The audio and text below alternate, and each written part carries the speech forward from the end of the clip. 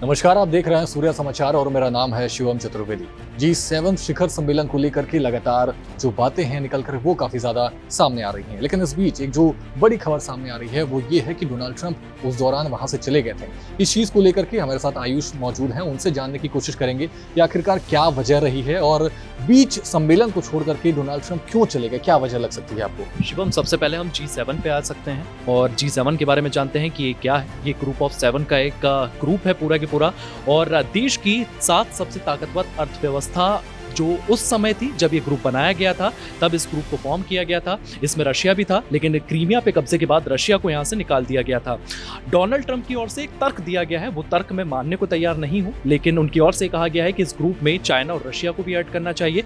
शिवम, अगर G7 की बात करें तो ये दुनिया का एक समय ऐसा ग्रुप था जो 35 से 40% इकोनॉमी, मतलब दुनिया में जो ताकतवर इकोनॉमी थी और जिस तरीके से दुनिया में पूरा के पूरा ट्रेड व्यापार होता था, उसके 37% या फिर 40% के आसपास ये ग्रुप लीड करता था। लेकिन अभी की स्थितियां ऐसी हो गई है शिवम कि 20 से 25% भी यहाँ पर जो 7 ग्रुप्स हैं वो लीड नहीं करते हैं, अगर यूएसए को हटा दिया जाए तो। शिवम, यहाँ पर भारत का इन्वॉल्वमेंट जो है वो बहुत जरूरी हो जाता है, इसलिए भारत को लगातार इस ग्रुप की जब भी बैठक होती है इसमें बुलाया जाता है।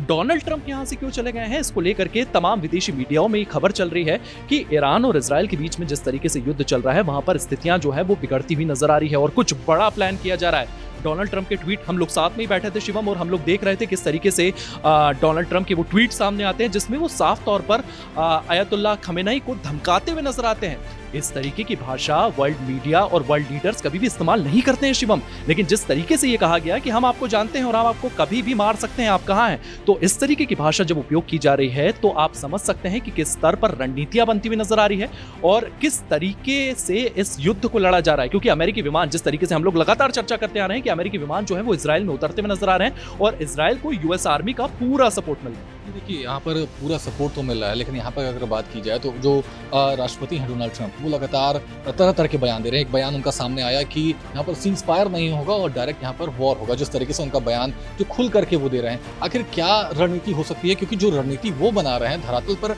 अलग दिख रहा है और जुबानी तौर पर कुछ अलग दिख रहा है। इसको आप किस तरीके से देखते हैं? शिवम, इसे कहते हैं पीठ पीछे की पॉलिटिक्स की। आपको आगे खड़ा कर दिया जाएगा, लेकिन बालक आप हैं, लेकिन चालक जो है वो डोनाल्ड ट्रंप ही है यहाँ पर।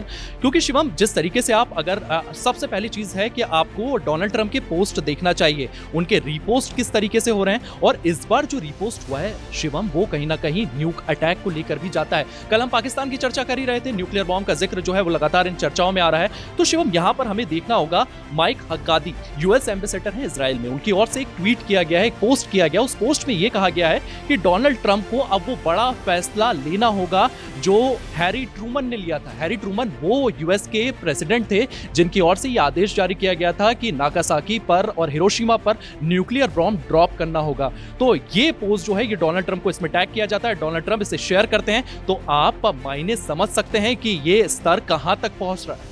सवाल हो रहा है कि जिस तरीके से अगर बात की जाए तो जब भारत पाकिस्तान का वॉर हो रहा था उस दौरान भी डोनाल्ड ट्रंप लगातार विदेश जाकर के कह रहे थे कि ये जो मध्यस्थता है, जो समझौता है, ये उन्होंने कराया है। आखिर ये क्रेडिट लेने का जो दिलचस्पी डोनाल्ड ट्रंप ले रहे हैं, ये किस वजह से? क्योंकि अन्य देशों की अगर बात की जाए वहाँ पर भारत के प्रधानमंत्री ने साफ तौर पर कहा है कि इसमें डोनाल्ड ट्रंप की कोई सहभागिता नहीं है, लेकिन उसके बावजूद वो विदेशों में जाकर के इसकी बड़बोली कर रहे हैं। क्या वजह हो सकती है?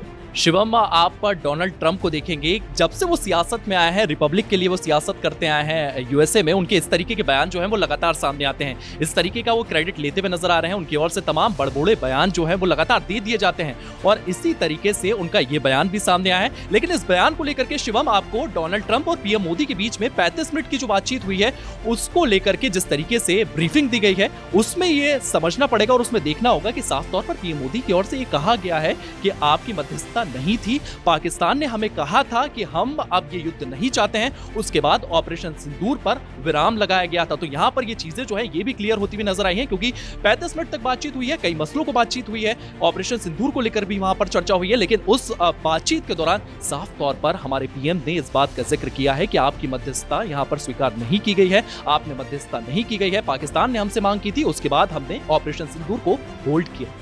चीज़ और कि अभी अगर बात की जाए तो अभी लगातार वहाँ पर G7 शिखर सम्मेलन चल रहा था, वहाँ पर 7 देश मौजूद थे। उसके बाद फिर वहाँ से ट्रंप चले जाते हैं और अब कहीं ना कहीं जो अमेरिका में अगर बात की जाए वहाँ पर क्वाड समिट की बात हो रही है कि वहाँ पर शनिवार से शुरू हो रहा है, वहाँ 4 देश जो हैं वो मौजूद रहेंगे। तो ये जो क्वाड समिट होने वाला है, इसमें अमेरिका जो कि डोनाल्ड ट्रंप वहाँ पर मौजूद रहेंगे, क्या वहाँ पर रणनीति बन सकती है? क्वाड सम्मेलन क्या है? इन चीज़ों को लेकर के आखिर क्यों? क्योंकि जब अगर बात की जाए यहाँ पर ईरान इजराइल, ईरान हमास और अन्य देशों की बात की जाए तो कॉन्फ्लिक्ट जो है वो काफ़ी ज़्यादा अन्य देशों में बढ़ रहा है। उधर दूसरी ओर अगर बात की जाए तो लगातार ये जो बैठक हो रही हैं, ये जो सम्मेलन हो रहे हैं, इन सब पीछे की वजह से इन सब के क्या वजह हो सकती है जिसकी वजह से ये जो बैठकें हो रही हैं वो हो रही हैं? शिवम, सबसे पहले क्वाड पर आते हैं। क्वाड जो ग्रुप है वो है ऑस्ट्रेलिया उसमें शामिल है, भारत उसमें शामिल है, जापान उसमें शामिल है और यूएसए उसमें शामिल है। सबसे पहले शिवम हमें समझना होगा कि क्वाड ग्रुप बनाया क्यों गया है। क्वाड ग्रुप इसलिए बनाया गया है ताकि चाइना को टैकल किया जा सके। आपको पता ही है कि जिस तरीके से यूएसए जो है वो सबसे पावरफुल इकोनॉमी है, सबसे पावरफुल आर्म कंट्री है, उसके बाद चाइना आता है और चाइना भी लगातार अपने आप को विस्तार करते जा रहा है। ये कहा जा रहा है कि आने वाले समय में चाइना इकोनॉमिकली तो पावरफुल हो ही जाएगा, मिलिट्री भी पावरफुल, मिलिट्री के तौर पर भी चाइना पावरफुल होते हुए नजर आएगा। तो इसी के डिफेंस के लिए यहाँ पर क्वाड बनाया गया था, ये ग्रुप बनाया गया था। लेकिन कहीं ना कहीं क्वाड की इंपॉर्टेंस जो है वो खत्म होती हुई नजर आती है, क्योंकि भारत जो है क्वाड के जो स्टेटमेंट आते हैं चाइना के खिलाफ, भारत उसमें सहयोग नहीं करता है, भारत उसमें पार्टिसिपेट नहीं करता है। भारत साफ तौर पर बोल देता है हम इस तरीके के स्टेटमेंट नहीं देना चाहते हैं, ना इन गतिविधियों में हम पार्टिसिपेट करना चाहते हैं, क्योंकि भारत ब्रिक्स का भी पार्ट है और ब्रिक्स भी एक इंपॉर्टेंट संगठन भारत के लिए है। भारत उसका स्थानीय मेंबर है जिसने ब्रिक्स की स्थापना की है, उसमें चाइना भी है। तो भारत एक पॉलिसी लेकर के चल रहा है कि हम पूरा वेस्ट की साइड नहीं जाएंगे, हमारा यूएसए से भी दोस्ती यारी है, हमारा उनसे भी ट्रेड है, वो चलता रहे, हमारी रशिया से भी अच्छे टर्म्स है और हम चाइना से भी अच्छे टर्म्स मेंटेन करके चलना चाहते हैं। इस पॉलिसी के तहत भारत इस वक्त आगे बढ़ता हुआ नजर आता है। एक सवाल और, क्योंकि अगर बात की जाए यहाँ पर लगातार सम्मेलन हो रहे हैं, चाहे G7 की बात की जाए, क्वाड की बात की जाए, लेकिन इन सब के बीच जो युद्ध है वो काफ़ी ज़्यादा व्यापक होता जा रहा है। क्योंकि अभी हमने देखा कि इजराइल और ईरान के बीच में जो युद्ध हुआ है, अभी लगातार इजराइल की तरफ से जो मिसाइलें हैं वो दागी गई हैं और 585 लोगों की मौत हुई है ईरान में। कहीं ना कहीं ये काफ़ी ज़्यादा भयावह होता जा रहा है। क्या आप किस तरीके से देखते हैं, क्योंकि मौतों का जो आंकड़ा है वो दिन प्रतिदिन बढ़ता हुआ जा रहा है? शिवम, मौतों का आंकड़ा बढ़ रहा है, लेकिन इसमें हमें सबसे महत्वपूर्ण चीज जो देखना होगी वो है वहां के सियासतदानों के बयान। खमीनी का बयान हम लोग लगातार चर्चा कर रहे हैं कि किस तरीके से उनका बयान दिया गया है कि ईरान पीछे नहीं हटेगा। डोनाल्ड ट्रंप का ट्वीट आता है, उसके बाद खमीनी लगातार ये बोलते हैं कि हम पीछे नहीं हटेंगे, हम इस युद्ध को आखिरी सांस तक लड़ेंगे। इसी के साथ साथ शिवम, एक यूएसए में डोनाल्ड ट्रंप के काफी करीबी सांसद माने जाते हैं, उनका नाम है टेड क्रूज। उनकी ओर से ये बयान दिया गया शिवम, एक पॉडकास्ट में वो बैठे हुए थे और इस पॉडकास्ट के दौरान उनकी ओर से ये जिक्र किया गया कि यूएस आर्मी जो है वो भी इस युद्ध में इन्वॉल्व है। वो गलती से बोल गए या उन्होंने जानबूझ करके ये बोला, लेकिन यहाँ पर इस युद्ध में यूएस आर्मी जो है वो इन्वॉल्व होती हुई नजर आ रही है, यूएस सोल्जर्स जो है वो इन्वॉल्व होते हुए नजर आ रहे हैं, ऐसा उनकी ओर से कहा गया है शिवम। तो ये जो मामला है ये बिल्कुल ही अलग नजर आ रहा है। डोनाल्ड ट्रंप की ट्वीट की अगर बात करें तो उन्होंने ये कहा था कि हमने ईरान के जो तमाम स्काइज है, ईरान का जो पूरा स्काई है उसे कवर कर लिया है, ईरान पर कभी भी हमला किया जा सकता है। और डोनाल्ड ट्रंप का G7 समिट से जाना, ये तमाम बातें इस बात का इशारा करती है कि यूएसए जल्द से जल्द इस युद्ध में उतरने वाला है। एक चीज जानना चाहूंगा कि अभी लगातार अगर बात की जाए तो जो ईरान है उसको कहीं ना कहीं पीछे तौर पर जो चाइना है वो समर्थन कर रहा है, क्योंकि खुफिया जानकारी हो, हथियारों की अगर बात की जाए, ऐसे खुफिया सूत्रों के हिसाब से पता चले हैं कि हथियार भी मुहैया करा रहा है और साथ ही साथ जो जानकारियां हैं वो भी साझा कर रहा है। और वहीं अगर ईरान की बात की जाए तो ईरान के जो खमेनी हैं उन्होंने साफ तौर पर कहा है कि व्हाट्सएप जो है उसको कहीं ना कहीं आप लोग डिलीट कर दीजिए। तो क्या है कि जो उनको समर्थन मिल रहा है, क्योंकि जो ईरान की अगर हम बात करें तो उनके पास परमाणु हथियार ना होने के बाद वजह से भी ना होने के बाद भी वो लगातार युद्ध कर रहे हैं इजराइल जैसे देश से, और उनका जो साथ है वो चाइना दे रहा है। तो कहीं ना कहीं इतना मजबूती के साथ खड़ा होना, वो भी इजराइल के अगेंस्ट में, वो कहीं ना कहीं कूटनीति साबित होती हुई नजर आ रही है। क्या लगता है आपको? देखिए, सबसे पहले अगर यहाँ पर आप दुनिया की 3 सबसे महत्वपूर्ण देश, 4 सबसे महत्वपूर्ण देश की अगर बात करें तो उसमें यूएस आता है, रशिया आता है, चाइना आता है और इंडिया आता है। यहाँ पर अगर आप ईरान को देखते हैं तो ईरान के समर्थन में रशिया उतरता हुआ नजर नहीं आ रहा है। क्यों नजर नहीं आ रहा है? क्योंकि रशिया यूक्रेन में इन्वॉल्व है।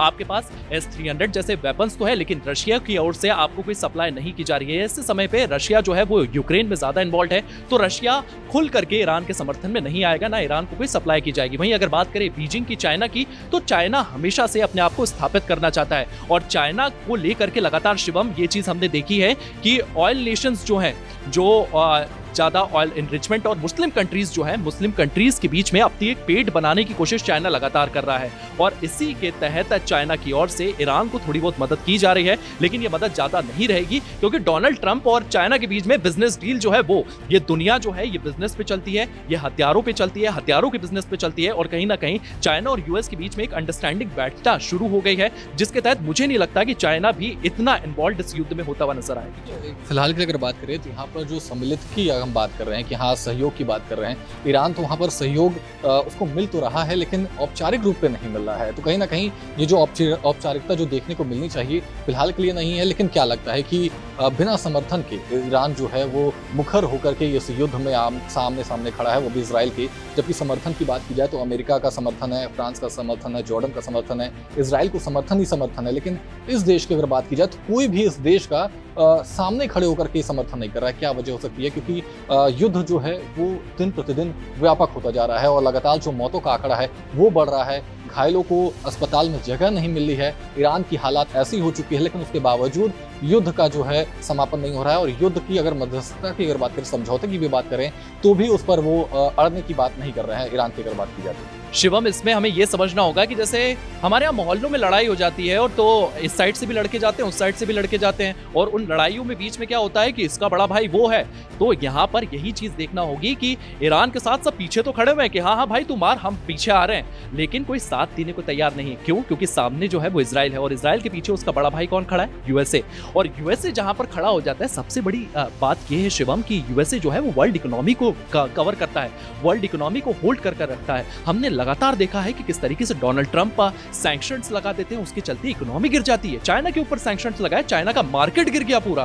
भारत को लेकर भी उनकी ओर से ये घोषणा की गई थी, हमारे ऊपर भी तमाम सैंक्शन जो है वो लगाए गए थे, हमारा मार्केट भी गिरता हुआ नजर आ रहा था। तो यूएस एक पावर हब है और जब यूएस आपके पीछे खड़ा होगा तो इस तरीके की स्थितियां जो है वो बनती नजर आएगी। अभी मैं देख रहा था टर्की की ओर से एक बयान दिया गया था, उनको नेतन्याहू को हिटलर बताते हुए नजर आए हैं। लेकिन ये बयान सामने आते रहेंगे, लेकिन कौन ईरान की मदद के लिए उतरेगा ये तो आने वाला भविष्य बताए। एक चीज और है कि यहाँ पर अगर बात की जाए तो इन दोनों ही युद्ध के बीच में, इन दोनों ही देशों के युद्ध के बीच में जो तेल की कीमतें हैं वो काफ़ी ज़्यादा वैश्विक स्तर पर बढ़ रही है। क्या इसका प्रभाव पड़ेगा? क्योंकि जो लगातार अगर पूरी दुनिया की बात की जाए तो अब कहीं ना कहीं, पहले तो 2-4 दिनों की बात थी, आज 6ठा दिन है और ये जो युद्ध है और व्यापक होता जा रहा है। तो तेल की कीमतें जिस तरीके से बढ़ रही हैं, क्या कुछ असर होगा देश, दुनिया और खासकर भारत पर? क्योंकि प्रधानमंत्री का अगर बात की जाए, पीएम मोदी की जो दोस्ती है वो काफ़ी अच्छी है इजराइल से और संबंध जो है इजराइल से भारत के वो काफ़ी अच्छे हैं। तो किस तरीके से आप देखते हैं और क्या कुछ महंगाई के जो असर हैं वो भारत पर पड़ते हुए नजर आ सकते हैं? शिवम, इसको लेकर के लगातार हम चर्चा कर ही रहे हैं। प्रधानमंत्री के संबंध जो है वो इजराइल के प्रधानमंत्री बेंजामिन नेतन्याहू से तो अच्छे ही हैं, लेकिन हमारे संबंध जो हैं वो ईरान से भी अच्छे हैं। ईरान के राजदूत की ओर से अभी ये कहा गया है कि भारत को इस हमले की निंदा करना चाहिए। खैर, भारत अपना एक न्यूट्रल स्टैंड लेकर के इस पूरे मामले को लेकर के चल रहा है, लेकिन सबसे बड़ा जो यहाँ पर सवाल है वो है स्ट्रेट ऑफ हॉर्मुज को लेकर के। मैंने लगातार इसको लेकर के बातचीत कर रहा हूँ कि अगर ईरान वो एरिया ब्लॉक कर देता है तो बहुत सारा जो ऑयल है जो एशियन कंट्रीज में आता है वो पूरी तरीके से ब्लॉक हो जाएगा।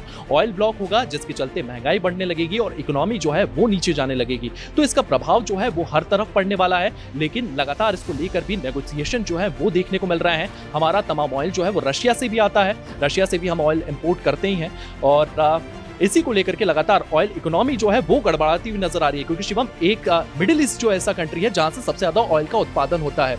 यूएसए जो है वो भी अब ऑयल एक्सपोर्ट करना स्टार्ट कर रहा है, लेकिन कहीं ना कहीं जिस तरीके से युद्ध का माहौल बन रहा है उसके बाद ऑयल के जो दाम है वो लगातार बढ़ते हुए नजर आ रहे हैं। एक आखिरी सवाल आयुष की अगर बात की जाए, यहाँ पर आपने जिस तरीके से बोला कि ईरान का बयान आता है ईरान की तरफ से और वहाँ पर कहा जाता है कि भारत का जो पक्ष है वो काफ़ी ज़्यादा न्यूट्रल है, तो कहीं ना कहीं इस पक्ष से जो ईरान है वो तो थोड़ा सा परेशान है ही क्योंकि सोच में पड़ा है। लेकिन क्या ये न्यूट्रल जो है, उनका जो न्यूट्रल पोजीशन देखने को मिल रहा है, क्या ये सही है? क्योंकि अगर वो उनका हस्तक्षेप करते हैं तो क्या कुछ प्रभाव देखने को मिलता है दोनों ही देशों पर? क्योंकि एक तौर पर अगर बात की जाए तो इजराइल से आपके संबंध अच्छे हैं, दूसरे देश की अगर बात की जाए ईरान से, तो वहाँ से आप आयात निर्यात भी कर रहे हैं चीज़ों को। तो कहीं ना कहीं अगर आपकी थोड़ी सी समझौता करते हैं, अगर आप बातचीत करते हैं तो थोड़ी चीज़ें बेहतर हो सकती थी। कि आपको इस मुद्दे पर क्या लगता है? शिवम, वर्ल्ड पॉलिटिक्स को इस तरीके से देखना चाहिए कि हम एक न्यूट्रल स्टैंड रखेंगे। हमारे इजराइल से भी संबंध अच्छे हैं, हमारे ईरान से भी संबंध अच्छे हैं। हम इन दोनों के बीच में जो युद्ध चल रहा है, हम सिर्फ ये चीज़ बोलेंगे कि आप दोनों शांति बरतें, इस युद्ध को आप समाप्त करने की कोशिश करें। हम किसी का साइड नहीं ले सकते शिवम, क्योंकि अगर बात करें तो समझौते की बात, अगर हम बीच में जाते हैं, और सबसे पहली चीज़ यह है शिवम कि आपको ये समझना होगा इजराइल के एग्जिस्टेंस पे बात है। यहाँ पर ईरान जो है वो न्यूक्लियर एनरिचमेंट में लगा हुआ है, न्यूक्लियर बम बनाने में लगा हुआ है, और अगर वो न्यूक्लियर बम बन जाता है तो इजराइल के लिए काफी बड़ा खतरा हो जाएगा। तो यहाँ पर समझौता हो ही नहीं सकता, क्योंकि अगर भारत की बात करें, अगर हमारे देश पर यह खतरा आ जाएगा कि एक देश है जो हमें न्यूक करना चाहता है, वो न्यूक्लियर बम बना रहा है, तो हम नहीं रुकने वाले, हमें कोई भी समझाएगा। तो इसी स्थितियों को यहाँ पर भी हमें देखना चाहिए कि ईरान जो है वो लगातार चाहता है कि न्यूक्लियर बम बनाया जाए, और इजराइल चाहता है उसे रोकना, और इसी के बीच में ये कश्मकश चल रही है, और ये कश्मकश किसी के रोके नहीं रुकना। एक आखिरी सवाल कि इन सब के बीच में जो डोनाल्ड ट्रंप हैं, अमेरिकी राष्ट्रपति, उनको किस तरीके से देखते हैं, क्योंकि उनका जो बयान है वितर्क होकर के सामने आ रहा है। क्योंकि देखिए, जब दो देशों के बीच में युद्ध हो रहा है और दोनों देश आपसी बयानबाजियां कर रहे हैं, मिसाइलें छोड़ी जा रही हैं, दागी जा रही हैं, लेकिन उस बीच अमेरिका का सहभागिता देना, साथ देना और लगातार ट्वीट करना, इन सब चीज़ों से क्या निकल कर सामने आ रहा है? क्योंकि उनका जो सहभागिता है वो अलग प्रेजेंट हो रहा है कि आप खेल में ना होकर के भी आप खेल में हैं। तो ये किस तरह का खेल खेलने की कोशिश कर रहे हैं डोनाल्ड ट्रंप? शिवम, अगर डोनाल्ड ट्रंप के खेल को आपको समझना है तो आपको एक राजनेता के तौर पर नहीं, एक बिजनेसमैन के तौर पर अपना दिमाग चलाना होगा। अगर आप यूएस पॉलिटिक्स को देखते हैं तो आप यूएस पॉलिटिक्स में देखेंगे कि यहूदी लोग जो हैं वो डोनाल्ड ट्रंप को बहुत सपोर्ट करते हैं। ये जो इलेक्शन उनका हुआ है, इसमें भी यहूदी वोट्स जो हैं वो डोनाल्ड ट्रंप के पक्ष में और रिपब्लिक पार्टी के पक्ष में गिरते हुए नजर आए हैं। तो डोनाल्ड ट्रंप जो है वो एक मजबूती के साथ नेतन्याहू के साथ खड़े दिखना चाहते हैं, क्योंकि उनका यहूदी वोट बैंक जो है वो उनके पीछे खड़ा रहे। तो यहाँ पर समझना होगा। दूसरी चीज ये शिवम की रशिया और यूक्रेन का वॉर चल रहा था, वहां पर हमने देखा कि यूएस की तमाम जो टेक्नोलॉजी है वो वहां पर यूज हुई, और कहीं ना कहीं इजराइल भी जिस तरीके से हमले कर रहा है, मैंने कल भी आपको कहा था कि हमें भी F-35 बेचने की कोशिश की गई थी, और यहाँ पर युद्ध में भी 200 F-35 जाते हैं, यूएस के तमाम विमान जाते हैं, F-15 जाते हैं, यूएस के जो विमान है वो वहां पर जाते हैं।